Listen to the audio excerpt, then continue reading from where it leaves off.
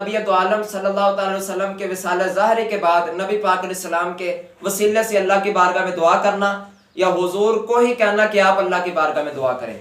اس حوالے سے ہمارے پاس صحیح روایتیں موجود ہیں۔ ان میں سے ایک واضح روایت ہے جو کہ مصنف ابن ابی شیبہ، امام بخاری کے استاد ہیں، انہوں نے مصنف ابن ابی شیبہ کے اندر 32,002 نمبر روایت ذکر کی ہے۔ یہی روایت امام بیہقی نے دلائل النبوہ میں ذکر کی، تو آپ نے ذکر کی۔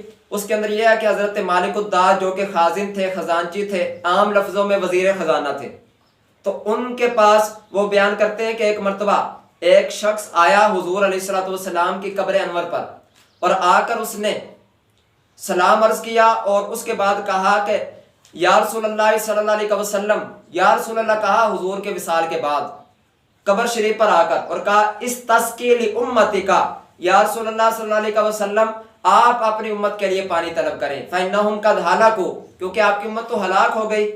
تو راوی بیان کرتے ہیں اس کے بعد نبی پاک علیہ السلام اس بندے کے خواب میں تشریف لائے اور فرمایا کہ عمر کے پاس جانا، عمر کو میرا جا کر سلام بھی کرنا، اور ان کو کہنا علیک الکیس علیک الکیس، ذرا نرمی کا معاملہ اختیار کرے اور تدبیر کے ساتھ اپنی خلافت کو نبھائے۔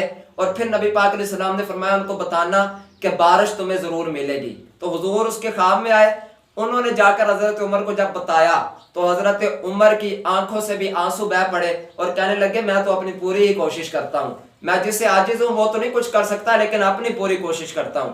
تو یہ حدیث پاک آپ نے سن لی۔ اس والے سے ابن تیمیہ کا شاگرد امام ابن کثیر 774 ہجری میں سال ہوا آپ کا، تو آپ نے البدایہ والنہایہ المشہور تاریخ ابن کثیر، اس کے اندر اسی حدیث پاک کو ذکر کر کے کہا وَهَذَا إِسْنَادٌ صَحِيحٌ، یہ سند بالکل صحیح ہے۔ اور علامہ ابن حجر اسقلانی 852 ہجری میں ان کا وصال ہوا ہے، آپ نے بخاری شریف کی شرح فتح الباری کی جلد 2 صفحہ نمبر 495 پر یہ ذکر کیا وَرَوَى ابن ابی شیبہ بِإِسْنَادٍ صَحِيحٍ، کہ امام ابن شیبہ نے اس کو صحیح سند کے ساتھ روایت کیا ہے۔ علامہ ابن حجر نے اس حوالے سے اور کیا کہا ہے وہ بھی آپ سن لیجیے۔ آپ نے مزید یہ کہا روا سیف فی الفتوح ان الذی رأى المنام المذکورہ وہو بلال بن حارث المزنی، کہ امام سیف نے اپنی کتاب الفتوح کے اندر یہ بات ذکر کی ہے کہ وہ جو نبی پاک علیہ السلام کی قبر پر آ کر جنہوں نے پانی کی درخواست کی تھی، بارش کی درخواست کی تھی، وہ کوئی اور نہیں حضرت بلال بن حارث مزنی تھے، احد الصحابہ، جو کہ ایک صحابی تھے۔ تو یہ صحابی کا عمل بتایا گیا، وہ دار المعارفہ سے چھپی ہے جو فتح الباری ہے 495 صفحہ، دار المعارفہ سے۔ اس کے نیچے نجدیوں نے، ان جو سعودی عرب والے ہیں جن کا عقیدہ ہمارے بھی بہت سارے یہاں پر مانتے ہیں، انہوں نے نیچے حاشیہ بھی لکھا ہے۔ اب معاملہ تو یہ ہے کہ امام ابن حجر تو اس بات کو لکھ رہے ہیں لیکن ان کو کوئی نہیں ہضم ہو رہی، تو یہ نیچے سے فوراً حاشیہ لکھتے ہیں۔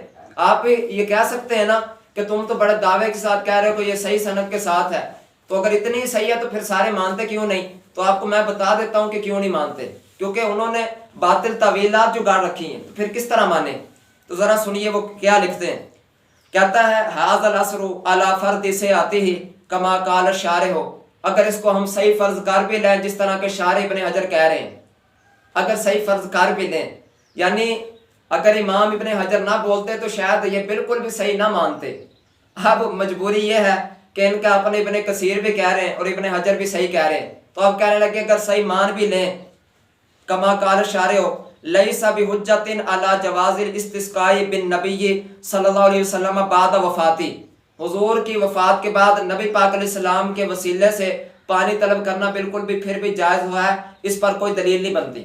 یہ بالکل واضح طور پر لکھ رہا ہے۔ کہنے لگا اگر یہ صحیح بھی مان لینا تو پھر بھی دلیل نہیں ہے کہ نبی پاک علیہ السلام کی وفات کے بعد ان کا وسیلہ پیش کیا جا سکتا ہے۔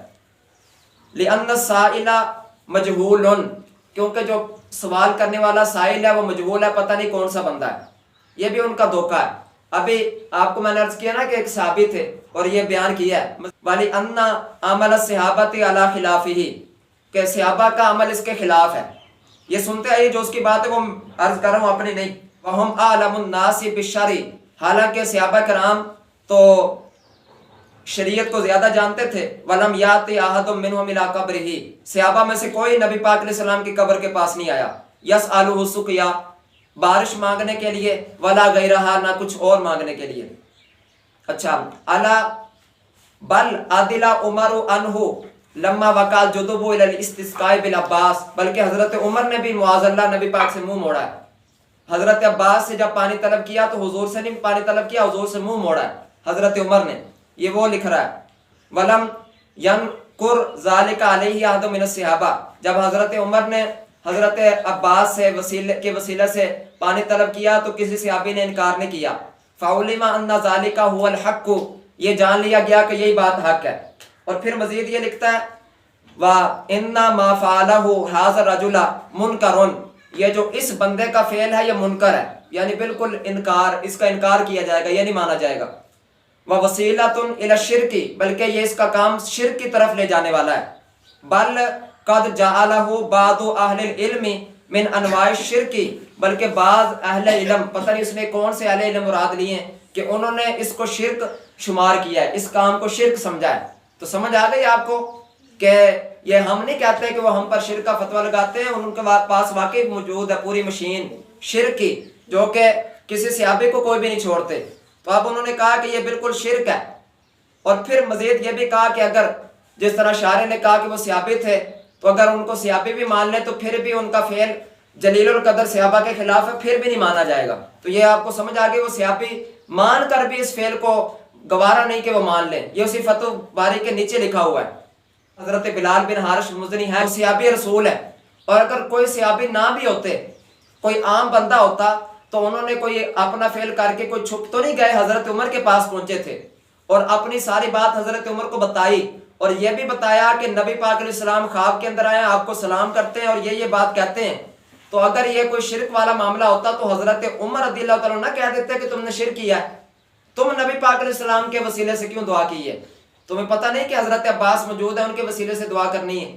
تو بتائیے، ان سے سوال ہے کہ کسی بھی کتاب میں موجود ہے کہ حضرت عمر نے اس بلال بن حارث یا جو بھی بندہ تھا اس کو کہا ہو کہ تم نے کام غلط کیا ہے؟ یہ نہیں دکھا سکتے. اور اگر یہ کہیں کہ حضرت عباس کے وسیلے سے دعا کرنا اس بات کی دلیل ہے کہ نبی پاک کے وسیلے سے دعا جائز نہیں ہے، تو یہ تو حضرت عمر نے اس لیے کیا تھا کہ لوگوں کو پتہ چل جائے کہ صرف نبی کا وسیلہ نہیں بلکہ امتی کا وسیلہ جو کہ صاحب فضل ہو، ایک امتی کا وسیلہ دینا بھی بالکل جائز ہے، اور ایک اہل بیت کے فرد کا وسیلہ دینا بھی بالکل جائز ہے. یہ تو حضرت عمر نے اس لیے عمل کر کے دکھایا تھا، اور انہوں نے دوسرے چیز کی طرف لے گئے اور اس کا علیحدہ مطلب نکال کر یہ بات کی ہے. حضرت عمر نے بالکل اس کا انکار نہیں کیا، اور ہمارے علماء بالکل اس کو جائز سمجھتے آئے ہیں اور اس کو اپنی کتابوں میں بیان کرتے آئے ہیں. اور اگلی بات ان کو بتاؤں آپ کو، قرآن پاک کہتا ہے وَاسْتَغْفِرُوا رَبَّكُمْ إِنَّهُ كَانَ غَفَّارًا يُرْسِلِ السَّمَاءَ عَلَيْكُمْ مِدْرَارًا. یہ پارہ نمبر 29 ہے کہ رب تعالیٰ فرماتا ہے اپنے رب سے استغفار کرو، وہ بخشنے والا ہے اور تم پر آسمان سے بارش نازل کرے گا.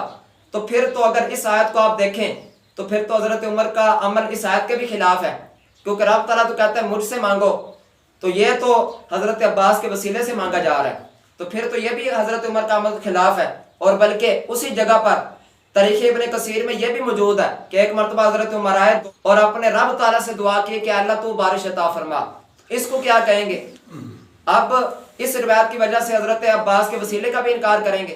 تو بتانے کا مقصد یہ ہے کہ حضرت عمر نے ایک موقع پر وہ کیا، اور جب ان صحابی نے عمل کیا حضرت عمر نے اس کا بھی انکار نہیں کیا. تو سمجھ آ گئی کہ کئی طریقے ہیں رب تعالیٰ سے مانگنے کے. کبھی چاہے تو اللہ تعالیٰ سے ڈائریکٹ مانگے، کبھی چاہے تو صاحب فضل کے وسیلے سے مانگے، اور اگر کہیں سے نہ ملے تو پھر حضور علیہ السلام کے وسیلے سے مانگے، پھر آپ تعالیٰ کرم کرے گا. تو لہٰذا یہ اقسام ہے. ایسا نہیں کہ کسی صحابی نے اس بات کا انکار کیا ہو کہ نہ نبی پاک کی قبر پر نہ جانا نہیں تو شرک ہو جائے گا، یہ کہیں سے دکھا دے تو پھر ہم مان جائیں گے، کیونکہ ہم تو صحابہ کو ماننے والے ہیں. تو یہ کہیں سے نہیں دکھا سکتے.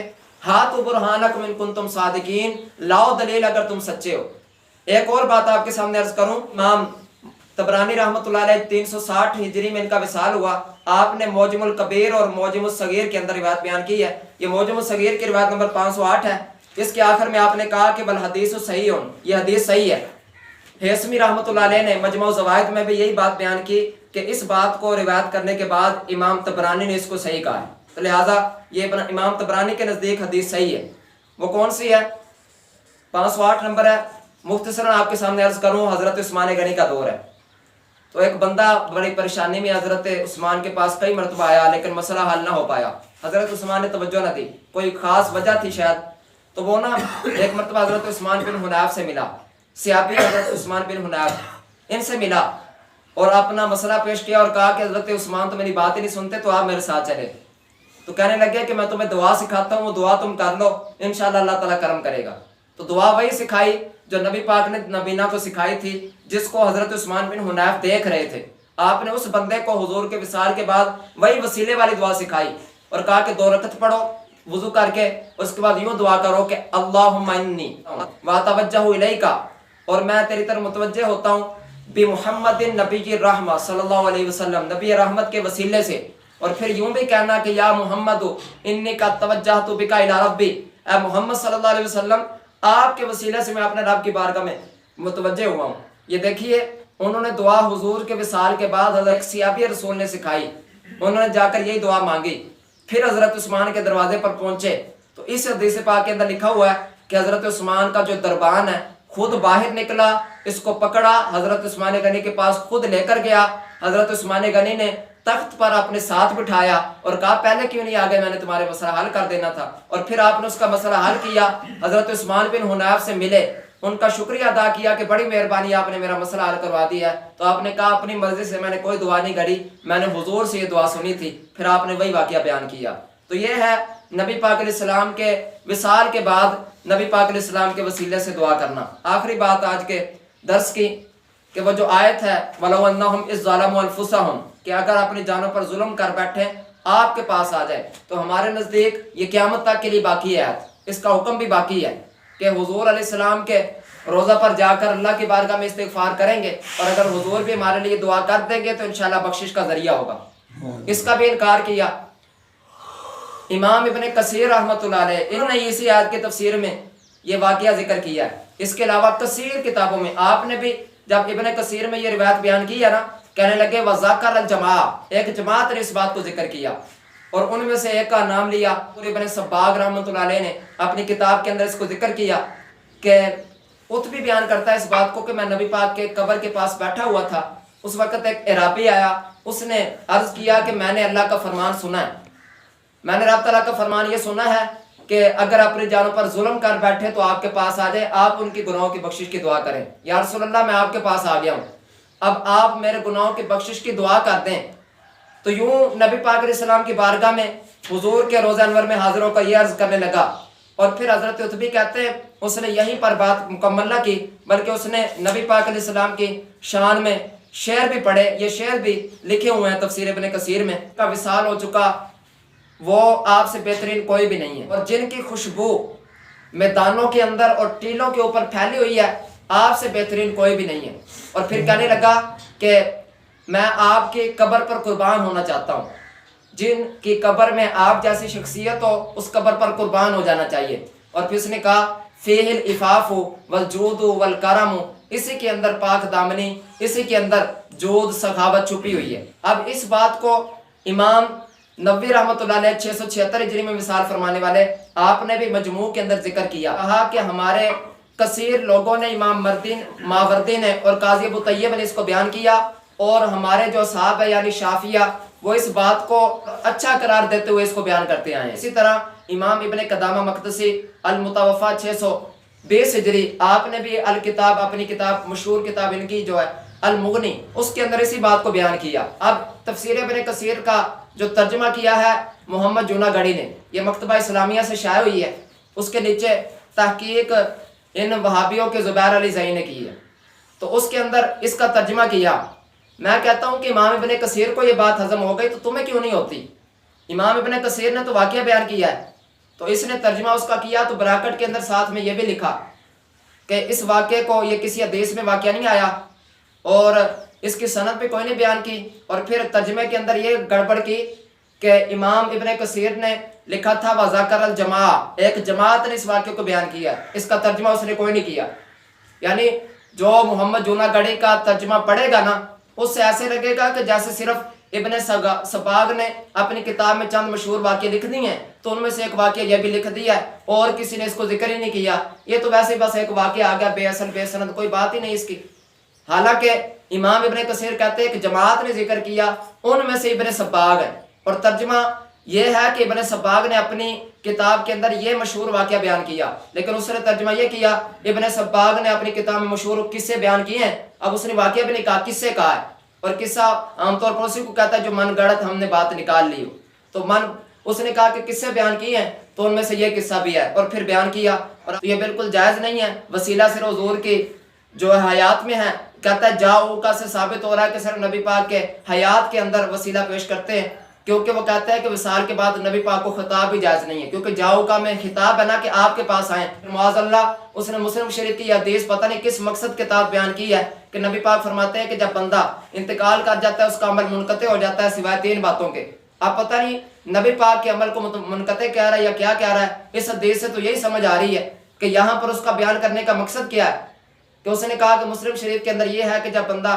انتقال کر جاتا ہے اس کا عمل منقطع ہو جاتا ہے، تو بھائی جان عمل حضور نے تھوڑی کرنا ہے، عمل تو یہ کرنا ہے کہ حضور کی بارگاہ میں دعا کرنی ہے، تو تمہیں وہ مسلم شریف کی حدیث پاک نظر نہیں آئی؟ نبی پاک فرماتے ہیں کہ رب تعالیٰ جب کسی امت کے ساتھ بہتری کا ارادہ کرتا ہے تو ان کے نبی کو وصال دے دیتا ہے، تو پھر یہ کس طرح کی بات اس نے ذکر کی ہے کہ عمل منقطع ہو جاتے ہیں، تو یہ اس پر دلیل بنائیے، تو آپ کو سمجھ آ گئی ہوگی کہ ان کو کوئی بات بھی ہضم نہیں ہوتی۔ ہمارے علماء نے تو زیارت قبور میں اس بات کو واقعوں کو بیان کرتے آئے ہیں، اور اس کو بات یہ بھی ہضم نہیں ہوئی، اللہ تعالیٰ عمل کی توفیق دے۔ اگر کوئی سمجھے کہ بڑا اختلافی تقریر اور بہت اختلاف ہے تو ٹھیک ہے بھائی جان، اس مسئلے میں وضاحت ہونی چاہیے کہ کس کا کیا عقیدہ ہے، اور پھر بندے کو راستہ واضح ہونا چاہیے کہ جس طرف تم جانا چاہتے ہو راستہ تمہارے سامنے واضح ہے، اگر تمہیں نہیں ماننا تم نے حضور کے وسیلے کو تو نہ مانو۔ آخری بات شعر پر ہی ختم کرتا ہوں، اعلیٰ حضرت کہتے ہیں ہم ہیں ان کے وہ ہیں تیرے تو ہوئے ہم تیرے، اس سے بڑھ کر تیری جانب اور وسیلہ کیا ہے۔ اللہ تعالیٰ عمل کی توفیق عطا فرمائے۔